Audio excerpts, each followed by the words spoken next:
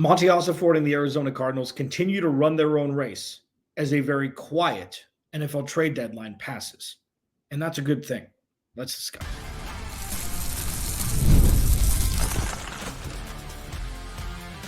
You are Locked On Cardinals, your daily Arizona Cardinals podcast. Part of the Locked On Podcast Network, your team every day. Cardinals, Alex Clancy here. Follow me on Twitter, Clancy's Corner. Follow the podcast at Locked On AZ Cards. Thank you for making Locked On Cardinals your first listen, free wherever you get your podcast and on YouTube. Part of the Locked On Podcast Network, your team every day. Today's episode of Locked On Cardinals is brought to you by our friends at Prize Picks. Go to prizepicks.com/LockedOnNFL and use code all lowercase LockedOnNFL to win $50 instantly when you play $5. So the NFL trade deadline is coming past. Okay. They trade for Baron Browning, who is a pass rusher from the Denver Broncos. The Denver Broncos were high on him. They couldn't find time on the field for him, whether it be him being injured or, their love for their pass rushers over there already.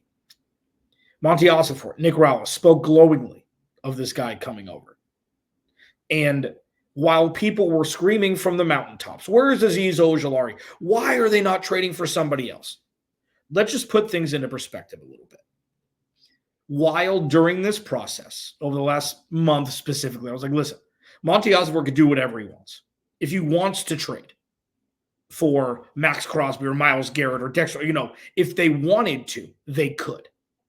The other part of that is the team who currently employs those players, we're going to need to want to trade them or be open to trading them as well.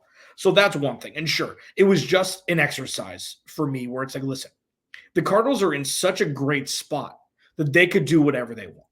Do they want to go, quote unquote, all in for 2024, which is a farce? It's ridiculous. It doesn't even exist. The Cardinals couldn't go all in for 2024 even if they wanted to, because they would still retain some of these players for next season who they traded for, plus they'd have their full draft. Like, it's a ridiculous thing to say. But going all in, putting all your chips in the middle, doing it for this year, why wait till next year? It's fugazi. It's not real. If they would have added, I don't know, Azeez Ojulari, who couldn't get a fourth for. He's on an expiring contract. Yes, he's Bijan Ojulari's brother. Yes, he's the better of the second-tier pass rushers out there who, would actually be eligible for trade. That's fine. We do this around the draft also. It's like, there's a couple buzzword names and everybody's like, go get that person. Go get that. Go get that person. When push comes to shove, this is the situation that we're in. Monty Ossaford gets hired. And he said, I'm a duck. I walk like a duck. I talk like a duck. I have feathers like a duck. I have a beak like a duck. I'm a duck. And in under 3 years, Monty Ossaford has completely stabilized an organization that's been perennially losing forever. And I'm sorry that they're not 13-3 already. Everybody else screaming, why aren't you a giraffe? Never said he was a giraffe. He never said he was a wheeling dealing gunslinger. He never said that.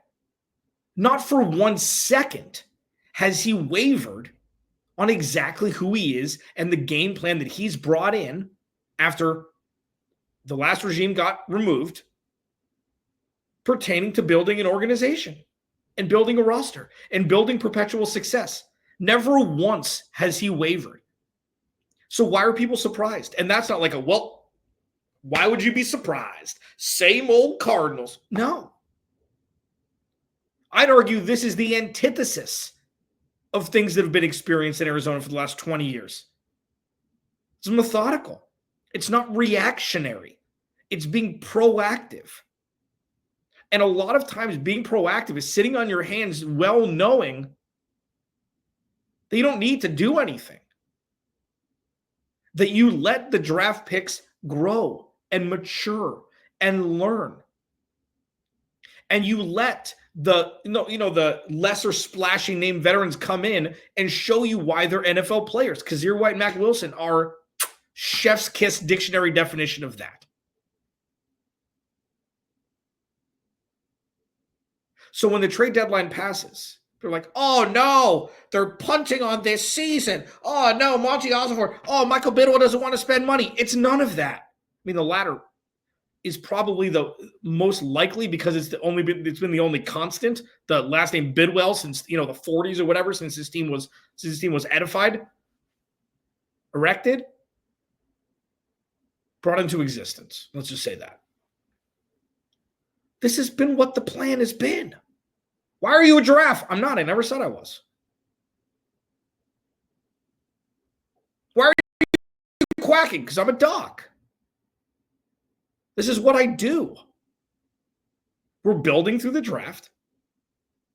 We're adding, some veteran pieces to be the, as I said during the offseason, the shrubbery around, the bouquet of roses that are the young players who are drafted, a lot of them with premium draft picks on, in the first 2 days.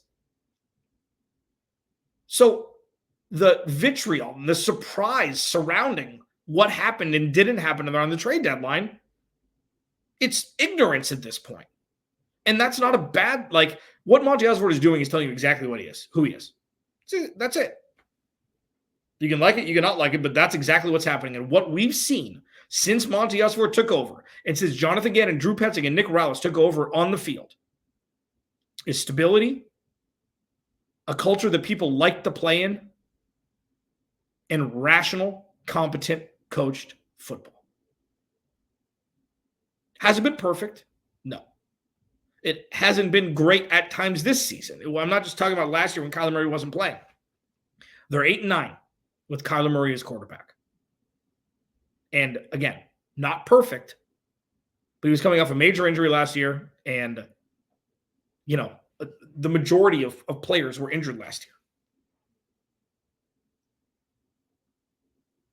So when I see what happened yesterday, and then I see what didn't happen, I see the reaction, I see the overreaction. It's like, this has been the plan all along, man. They're running their own race. Roster building, you don't compare that directly to other teams. I was like, well, what about the NFC West? Sure, the 49ers and the Seahawks and the Rams, they've got pieces and they've gone for it more. Yeah, the 49ers have done terribly in the draft outside of, draft day moves, giving away draft picks for players. They gave away 2 futures and one that year first-round pick for Trey Lance. They traded DeForest Buckner for Javon Kinlaw on draft day. They're in scramble mode. They're in Steve Keim times a million mode. Just kick it down the road. Get a name, kick it down the road. And it's worked, and they've won a lot of games, and they haven't won the big one. And I know that that's not something to say, well, the Cardinals haven't got close. I get that. But for sustainability, the Cardinals are doing this in a much better way than any other team in the NFC West. I would say maybe outside of the Rams. Geno Smith isn't a QB1. He's showing that this year. I said that he's a great story. Great story. Finally got his flowers, finally got his due that he should have got 7 or 8 years ago, and the time has started to run out. What the Cardinals have is a race with one team only, and it's theirs. You can't compare timelines for teams. Every timeline is different. Every team has different assets. Every team is giving up different assets for a known entity, and that known entity is, time is ticking for when that person's going to want another contract, and that person's going to want to move on, and that person's going to retire. That person's not going to be worthy of the starting snaps that he's gotten up until that point. The one certainty that we have now surrounding the Arizona Cardinals is, and it's probably the most important one, in my opinion, they're well led, they're well coached, they're stable. Those 3 things are the most important things for long-term success in the NFL. And the Cardinals have them. It's not perfect. People looking for perfection can find their way out. This is a very, very good spot for the Cardinals to be in. Compare it to the end of the 2022 season, I would take this if I was told this is what it would be through 9 weeks, 2 years after. Locked On Cardinals, your team every day. What is the rest of the 2024 outlook like? Are they going to make the playoffs? Is it a disappointment if they don't? And then I'll preview very, very lightly the Jets game in the final segment. I'll do crossover Thursday with John Butchko from Locked On Jets tomorrow, which is going to be great. Locked On Cardinals, your team every day.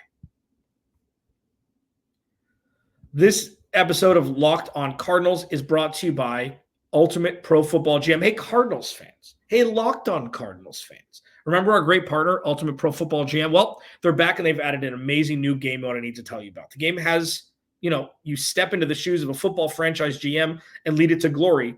Now has a head coach career mode, not just GM. So on top of getting to build your dynasty by drafting players, signing free agents, and hiring coaching staff, now you can also get to call offensive plays during games as well. Additionally, you'll dig into new tools you can work with, such as individual training camps and upgraded negotiation systems. So this fun and realistic game just got a lot better. If you already have it installed, but just be sure to work with the update and so you can try out the new mode. You just got to update it. If you don't have it yet, download it right now. It's a must-have for all football fans. I love it. I know you'll love it too. Ultimate Pro Football GM is completely free, has no ads, and 100% playable offline. Play on the go as you want and where you want. And here's a great special offer for Locked On fans. Use promo code LOCKEDONNFL, all caps, inside the game store to receive a free boost for your franchise. Make sure to get it, as this perk will jumpstart your play and give you the advantage you'll want in creating a dynasty. To download the game, just visit ultimate-gm.com, ultimate-gm.com, or look it up on the App Store. Ultimate Pro Football GM. Start your dynasty today. This episode of Locked On Cardinals is also brought to you by our friends at Prize Picks. Prize Picks is daily fantasy made easy, man. Like, they've got over 10 million users, billions of dollars in awarded cash. Like, all you have to do is pick between 2-6 players and more or less than their projected stats, and you can win up to 100 times your cheese. Simple. You make an entry in under 60 seconds. Simple. Deposits are easy. They even take Apple Pay. It makes daily fantasy sports so easy. NBA, NFL, NHL, college, whatever it is, Prize Picks has you covered. And maybe the coolest part is, say you do cash, you can get the money in your account after you withdraw it in as quickly as 15 minutes. It's absolutely incredible. Download the app today. Use code LOCKEDONNFL to get $50 instantly after you play your first $5 lineup. Download the app today and use code LOCKEDONNFL to get $50 instantly after you play your first $5 lineup. Prize Picks. Run your game. So I get it. Listen, man. It's not sexy, okay? It's not flashy. But I think that, the signings of Kazir White and Mac Wilson in successive off seasons, that's like the microcosm, the personification of what Monty Ossaford wants to do. Character guys, veteran guys. Nick Rallis named the middle name of his newborn second kid Kazir after Kazir White. Those are character guys that are elite talents at very important positions that the Cardinals need. And it doesn't have to be flashy. It doesn't have to be. It doesn't have to be guys who, produced at elite levels elsewhere. A lot of it is system. A lot of it is system.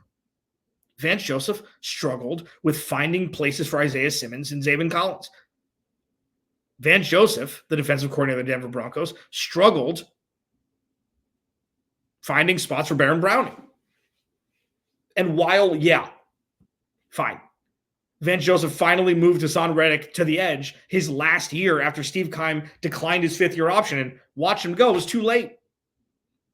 All Vance Joseph did was benefit other teams. They had 3 years to figure it out, and they couldn't.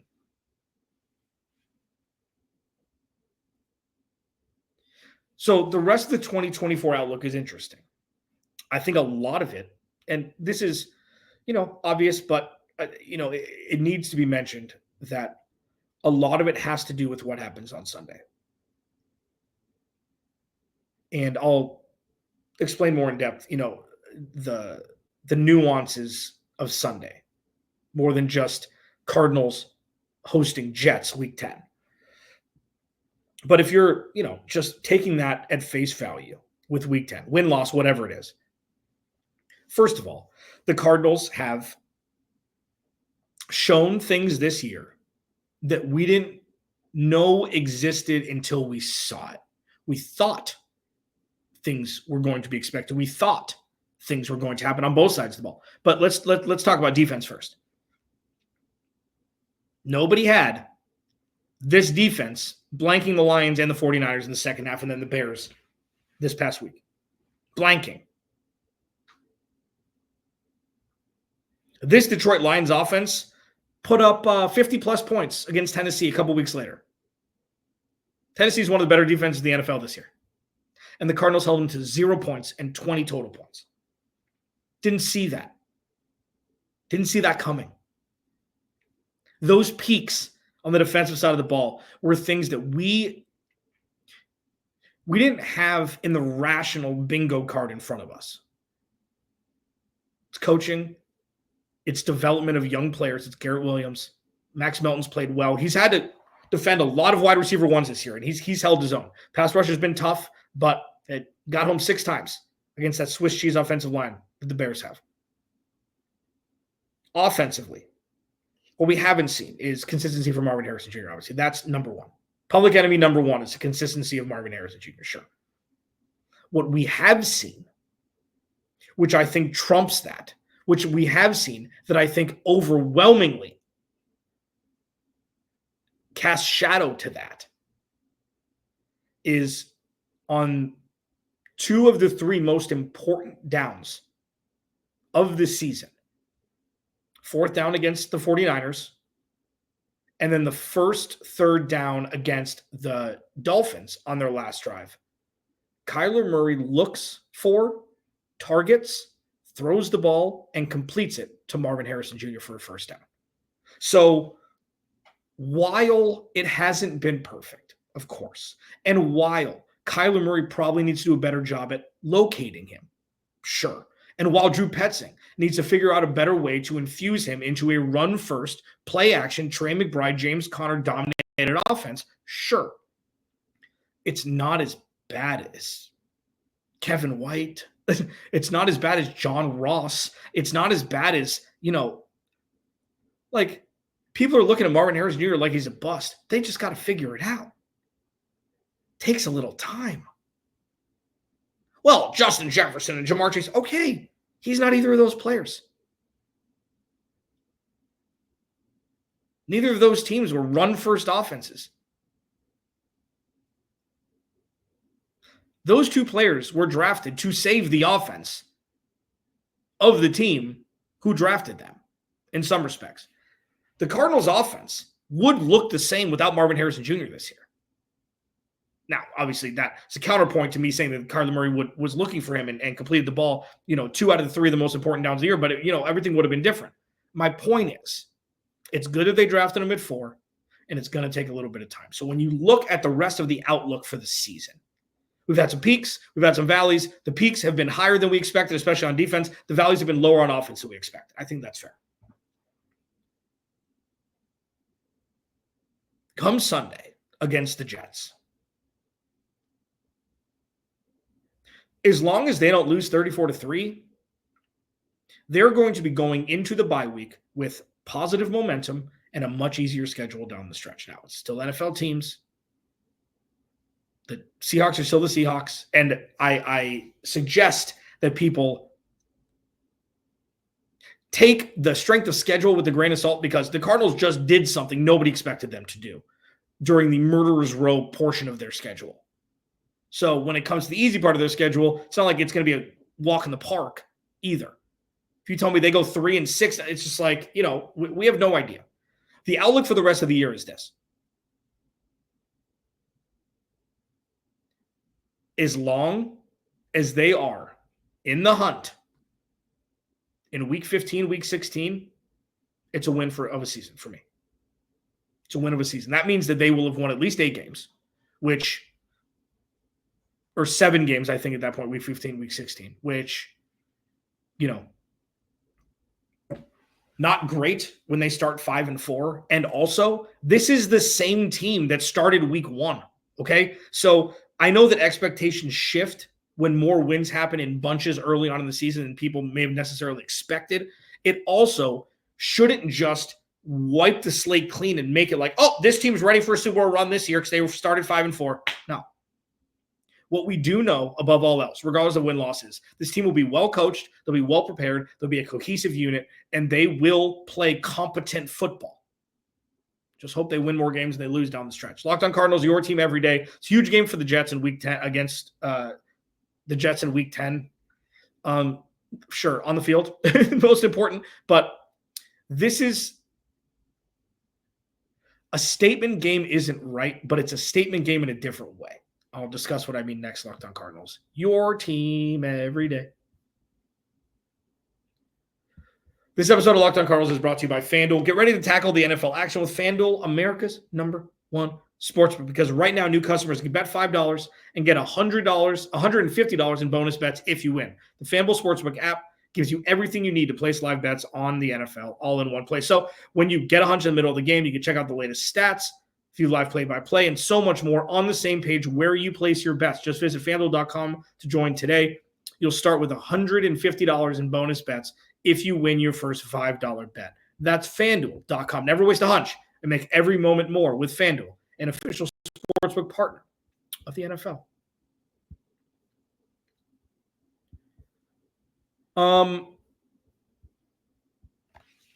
I know this game isn't supposed to be just like massive after what the Cardinals have gone through, especially with where the Jets are at, but it feels massive in like a totally materialistic way.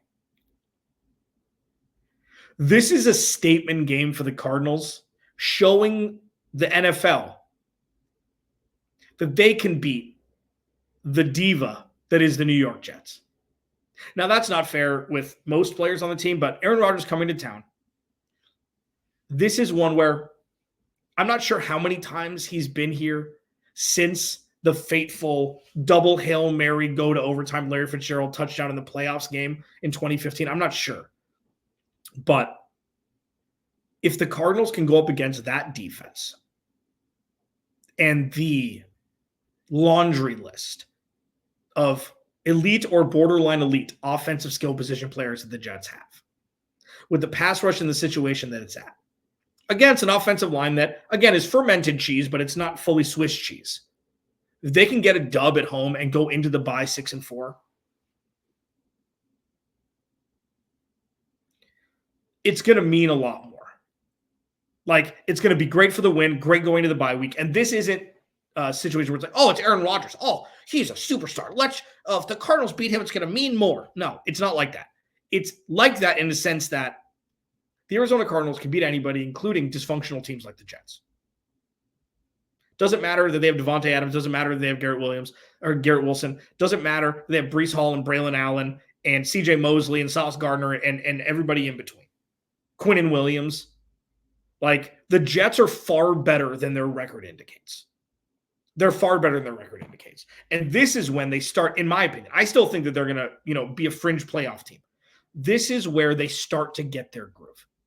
And this is a perfect team and a perfect defense for Aaron Rodgers, historically, to get his groove back. And I know that he's, 40 now. I know it's different. He's not, 31-year-old Aaron Rodgers. I know that. But this is a game where if the Cardinals can get a dub in any sort of, confident fashion, this is going to be a very fun bye week. It's going to be a very fun look to the future for 2024 and beyond. Because if the Cardinals win on Sunday, that means Garrett Williams, Max Melton, Budda Baker, Jalen Thompson, Kazir White, Mac Wilson had absolute days. We saw the exotic blitz packages that Nick Rallis drew up this past week. It was great. It was fun. It was exciting. It was different. And it kept Caleb Williams guessing. This isn't Caleb Williams. So if the Cardinals lose 27-10, it's going to be a reality check going into the bye week, which isn't necessarily a bad thing. It's going to be a different reality check than Green Bay. I don't think the Green Bay is ever going to need to happen again for the Cardinals to snap back into action. Maybe a quarter of a game, potentially a half of one game before they snap back into it. But the embarrassment that was Green Bay is a long time ago. But that was the wake-up that was necessary for this team to really, get perspective on things, on how to play and how to show up on game day. So if the Cardinals can get a win on Sunday against the Jets at home, it'll be a hell of a bye week. If they lose, but it's close, it'll still be a hell of a bye week. Because that offense is really good and this defense still isn't complete yet. And that defense is really good. The point of doing 8 minutes on Aaron Rodgers and the New York Jets is it'll feel different. And football fans, everydayers, you know what I mean. Even though it can't necessarily be put into words specifically, it'll just feel more important of a win than just one win in week 10. It's not that they moved to 6-4. It'll be that they moved to 6-4 and they beat a team who has been flailing for a good portion of the season, who's led by a Hall of Fame quarterback, Hall of Fame wide receiver in Devontae Adams. And it'll just feel good to win one for the little guy who doesn't build rosters like that. Yeah. I'll leave you with that. John Butchko from Locked On Jets, and I do Crossover Thursday tomorrow. Remember, without you, there is no me. I'll talk to you then.